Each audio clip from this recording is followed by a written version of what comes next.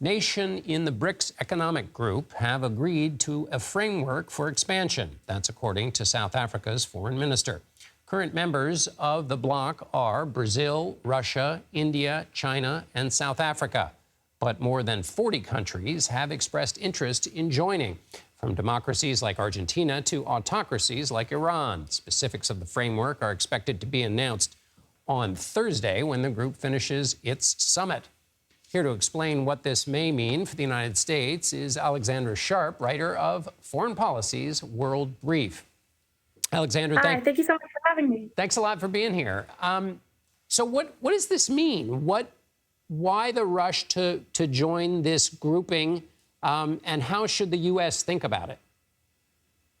So I think the largest theme when it comes to looking at the expansion of BRICS is primarily focused on the effect that will have on Chinese and Russian influence on a global scale. You know, the United States is hoping to seek stronger ties with nations in Latin America, with nations in Africa, by expanding its membership to include nations in those regions, along with other areas of the world. That could encroach on the United States' efforts to bolster its own ties, while at the same time improving Chinese and Russian influence abroad. And that's why Xi Jinping was there at this meeting, or people were taking, were carefully looking at his appearance at this meeting. So what is the U.S. trying to do to counter that competition, essentially the competition with China and Russia with these other nations? What's the U.S. trying to do to counter that threat?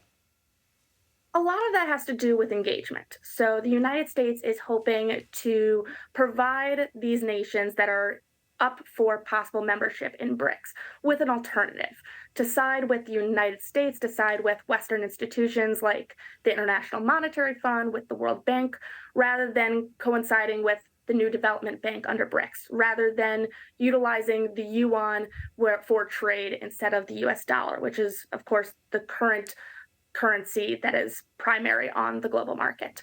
The U.S. doesn't have any particular executive orders or legislation out to counter any decisions made from BRICS, but the Biden administration is absolutely paying close attention to the decisions that are being made, and just the length that Chinese officials and Russian officials are willing to go to pursue their own influences and gains.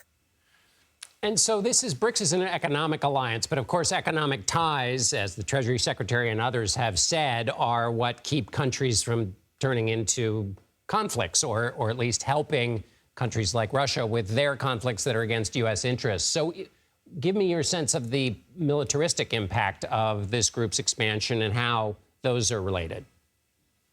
Well, they say that countries that trade together do not conduct war against each other. That was one of the primary ways that U.S. and Chinese engagement has centered over the last few decades.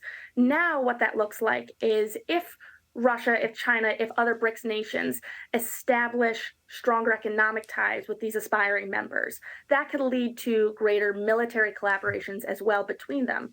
You know, you look at Russia, which is trying to shore up support in Africa in its war against Ukraine. Now, by establishing more firm alliances through BRICS with countries like Algeria, with countries like Libya that are seeking membership, that could in turn lead to arms deals. That can lead to greater Wagner involvement. Whether or not the news about Prigozhin has an impact on that is to be seen. But that could very well be an alternative to countering Western sanctions against these countries. Alexandra Sharp, writer of Foreign Policy's World Brief. Thank you so much. Thank you.